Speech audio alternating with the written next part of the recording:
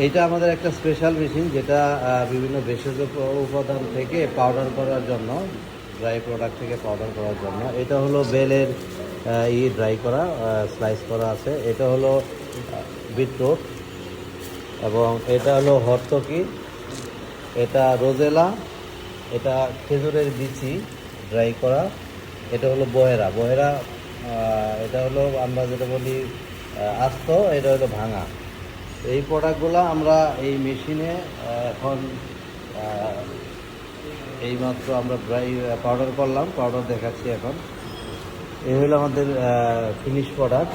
এটা হলো রোজেলার পাউডার, এটা বিটরুটের পাউডার, এটা হলো খেজুরের বিচি থেকে পাউডার করা, এবং এটা হলো বেলের যে স্লাইস ড্রাই করা, সেখান থেকে এটা পাউডার করা। এবং সেইগুলো গরম পানির মধ্যে রেখে আমি কালারটা দেখাচ্ছি, সেই কালার।